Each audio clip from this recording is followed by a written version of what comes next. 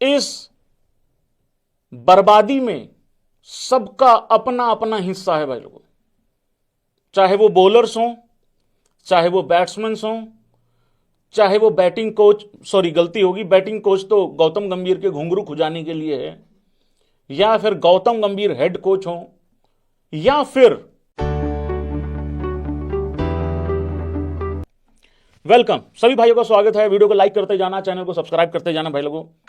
वैसे लाइक करने वाला कुछ है नहीं है अभी इंडियन क्रिकेट में जो फिलहाल चल रहा है, लेकिन रियलिटी जाननी बहुत जरूरी है। इस गफलत में, इस बर्बादी में सबका अपना अपना हिस्सा है भाई लोगों। चाहे वो बॉलर्स हों, चाहे वो बैट्समैन हों, चाहे वो बैटिंग कोच, सॉरी गलती होगी, बैटिंग कोच तो गौतम गंभीर के घुंघरू खुजाने के लिए है, या फिर गौतम गंभीर हेड कोच हो, या फिर वो अजीत अगरकर के अलावा वो और 4 सेलेक्टर जो स्क्रीन पे कभी आते ही नहीं है सामने, वो अजीत अगरकर का भी टोला शामिल है इस बर्बादी में, जिसने ये लड़कों को सेलेक्ट करके आगे भेजा हुआ है। गौतम गंभीर की सिलेक्शन में कितनी चलती है, कितनी मानी जाती है पता नहीं, तो सब लोग इस बर्बादी में शामिल हैं भाई लोगों। ये रियलिटी जाननी बहुत जरूरी है। ना तो टर्निंग ट्रैक पे रन बनते हैं, 124 भी नहीं बनते अच्छी विकेट पे, मतलब टर्निंग ट्रैक पे 90-93, और अच्छी पिच पे जहां सामने वाली टीम 500 लगा देती है, वहां ले 200। भाई डबल कर दिए ना, तो इंप्रूवमेंट तो आई है। मतलब मार्बल बिछा के दो तब हम 350 करेंगे, ये हालत हो गई है हमारी। कुछ लोग बैटिंग ऑर्डर के कारण कि हमारा तो सेटल नहीं है इस वजह से बच रहे हैं। कुछ सीनियर प्लेयर वो क्यों नहीं कुछ करके दे रहे? अब कहने वाले ये कह रहे हैं कि भैया जो हम लोग सोच रहे हैं वही प्लेयर भी सोच रहे हैं गौतम गंभीर के बारे में, कि कुछ ऐसा करो इसकी फील्डिंग पक्का ही लगा दो। तो भाई रियलिटी जानना बहुत जरूरी है। बॉलर टाइम पे विकेटें नहीं ले रहे हैं, विकेटें ले रहे हैं भाई। तुमने 10 आउट कर दिए साउथ अफ्रीका के, खातों में तो 2-2, 3-3, 4-4, 5-5 विकेट आई जाती है ना, मतलब अलग अलग उस तरीके से 2-2, 3-3 करके। लेकिन वो विकेट किस टाइम ली है वो बड़ा मैटर करता है ना। प्यासे को पानी पिलाया नहीं, बाद में अमृत पिलाने से क्या होगा? टाइम पे चीज चाहिए है, जो चीज टाइम पे ना मिले वो व्यर्थ है। उसके बाद बांग्लादेश माइटी वेस्टइंडीज के खिलाफ दोहरा सैकड़ा भी बना दोगे, और अच्छी टीम के खिलाफ जब 124 का भी टारगेट मिल रहा है, अगर उसमें भी तुम्हारा 50 रन नहीं आ रहा है या 40 नहीं आ रहा है, तो फिर वो व्यर्थ है। स्टैट्स में तो जुड़ेगा भाई, पक्का जुड़ेगा स्टैट्स में। मैं थोड़ी देर के लिए ये कह रहा हूं, सारी चीजें भूल जाओ। ये बल्लेबाज रन क्यों नहीं बना के दे रहे? इतने सारे ऑलराउंडर सेलेक्ट करके ये भाई के टोले ने जो दिया है, ये क्यों दिए हैं? ये बीच में जो महाराज बैठे हैं गौतम गंभीर जी के स्पोक्स पर्सन, बैटिंग खराब हो रही है, अरे तो सही कौन करके देगा? रघु करके देगा क्या भाई? गौतम गंभीर क्यों नहीं सेटल होने देता किसी को एक नंबर पे? वाशिंगटन सुंदर पिछले मैच में भी बेहतर था, इस मैच में बेहतर था। वो पिछले मैच में 3 था, इसमें वो 7-8 पता नहीं कहां आया है। वाशिंगटन सुंदर के अलावा जो पिछले मैच में साई सुदर्शन था वो बेकार था, उसको सेलेक्ट ही नहीं किया। इस मैच में, दूसरे मैच में साई सुदर्शन नंबर 3 है, और वो भी ढीठ बना हुआ, वो भी करके नहीं दे रहा कुछ। जब करके दिया उससे अगले मैच में उसको ड्रॉप कर दिया। शुभमन गिल इंजर्ड होता है, एक स्पेशलिस्ट बैट्समैन इंजर्ड होता है, वो बैट्समैन जिसने इस साल 950 रन लगा रखे हैं, वो बैट्समैन जिसने, और ये किस्मत बड़ी खराब रही है, जहां रन बना सकता था वहीं इंजर्ड होके बाहर हो गया।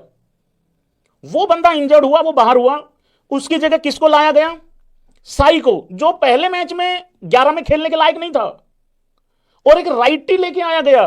कौन? ऑलराउंडर रेड्डी। पहले मैच में तुम लोग चीख चिल्ला रहे थे ना भैया इतने सारे ऑलराउंडर क्यों, वो रेड्डी और लाके खड़ा कर दिया। अब अगर रेड्डी से इतना ही बॉल डालना है, अबे इतना बॉल तो ये डाल देगा, ये यशस्वी जायसवाल डाल देगा कि नहीं डाल देगा? तो अगर उससे इतना बॉल डालना है, सरफराज क्यों बाहर हुआ? किस कारण से बाहर हुआ? क्या गौतम गंभीर को सरफराज ने आंख मार दी थी गंदे वाली, या उसकी गाड़ी पे पत्थर फेंक के मारा था? ये इतना बड़ा जो सिस्टम लेके घूम रहे हो डोमेस्टिक का, अबे जब आईपीएल से ही साई सुदर्शन को लेके आना है तो फिर डोमेस्टिक में वो अभिमन्यु ईश्वरन, उसके फादर भी पूछ रहे हैं मेरे बेटे का कसूर तो बता दो। मेरे को तो ऐसा लग रहा प्लेयरों के पापा इनको ढूंढ रहे हैं टोले को। उधर सरफराज के फादर वो उसको शायरियां सुना सुना के मोटिवेट कर रहे हैं, और कब तक करेंगे? बेटा अंधेरा है तो सूरज है, सूरज है तो किनारा है, किनारा है तो समंदर है, समंदर है तो लहर है, तेरा भी मौका आएगा बेटा। सरफराज के फादर ये कह के गए थे रोहित शर्मा को, जी मेरे बेटे का ख्याल रखना। रोहित शर्मा कहता जी ठीक है कोई बात नहीं, देख लेंगे, लगा लेंगे। इस हेड कोच से, सॉरी गलती होगी, माफी, ग्रेट मैन की ग्रेट ईगो वाले कोच से ना सीनियर लोग संभले। क्यों? क्योंकि सुपरस्टार कल्चर से दिक्कत है। वो सुपरस्टार तीसरे वनडे में ऑस्ट्रेलिया के खिलाफ रन बना देते हैं, इसकी जल के राख हो जाती है। क्यों? क्योंकि देश ने सेलिब्रेट कर लिया वो मैच। इस उल्टी बुद्धि को लगा कि ये तो इंडिया की सीरीज हार को सेलिब्रेट कर रहे हैं, क्योंकि मेरे से बड़ा तो देशभक्त कोई नहीं है। अब मैं दूसरे मैच में पिलने के बाद, क्योंकि इंडिया ऐसी सिचुएशन पे है, जीत तो पहले भी इंपॉसिबल थी, अब तो खत्म ही होगी। अब तो ड्रॉ में बहुत बड़ी जीत है, क्योंकि मैच के ड्रॉ में ही सीरीज हार है। इस मैच के बाद प्रेस कॉन्फ्रेंस में आके भाई फिर कह देगा देखो देशभक्ति, देश ये, आगे देश प्रेम, फलाना ये वो करके कर करा के वो जाता रहा, वो गया वो गया।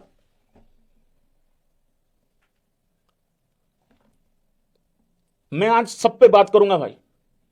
आज दिल इतना टूटा हुआ है कि टाइटल लिखने का भी दिल नहीं करा भाई। आज एबी क्रिक इन्फो की हिस्ट्री में पहली बार इतना टुच्चा और इतना छोटा टाइटल है। एक तो आज धर्म जी इस दुनिया में नहीं रहे, एक ऐसे हीरो, जब हम बड़े हो रहे थे तो धर्म जी की एक्टिंग और धर्म जी का गाने ही सुनाई देते थे। जय वीरू की जोड़ी देखी है हमने बचपन से, आज वीरू चला गया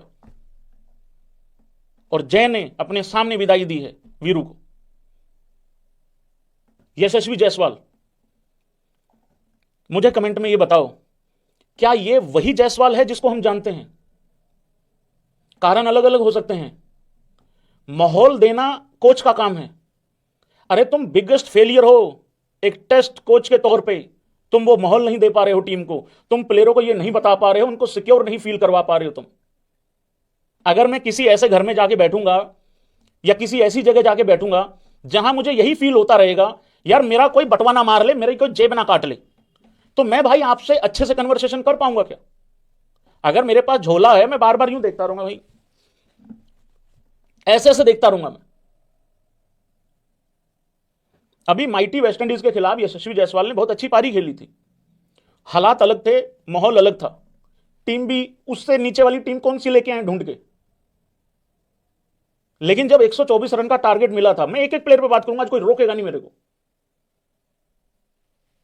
पप्पू कह रहा उस्ताद जी वैसे भी नहीं रुकते आप। 124 रन के टारगेट में यशस्वी जायसवाल ऊपर से 40 नहीं बना पा रहा। क्यों? तुमने उसका T20 से काटा। वनडे में वो बहुत पहले, चलो वहां पे अभी जगह नहीं है, वो हम कंप्लीटली अंडरस्टैंड करते हैं, क्योंकि शुभमन गिल अच्छा कर रहा है, रोहित शर्मा वहां पे ऑलरेडी है, नंबर 3 पे आपका विराट है, 4 पे आपका श्रेयस अय्यर है, वो टॉप क्लास आपके टॉप 4 है, उसमें कोई दो राय नहीं है। ओपनर में से अगर कोई गायब होता है किसी भी कारण से तो यशस्वी को मौका मिलेगा और मिलने जा रहा है। अब T20 से अच्छा करते करते उसको बाहर बिठा दिया। अब उसकी खोपड़ी में यह चलेगा कि अपनी ऐसी में चला गया इंटेंट, मैं इनको अब बड़े रन करके दिखाऊं। अब उस बड़े रन के चक्कर में वो अपना गेम नहीं खेल पा रहा और वो ये आउट हो रहा है इस तरीके से। यशस्वी का 50 आया भाई, लेकिन यशस्वी वाले इंटेंट से नहीं आया। ये वही यशस्वी है ना जो न्यूजीलैंड के खिलाफ भी टूट के पड़ गया था एक बार के लिए, पता नहीं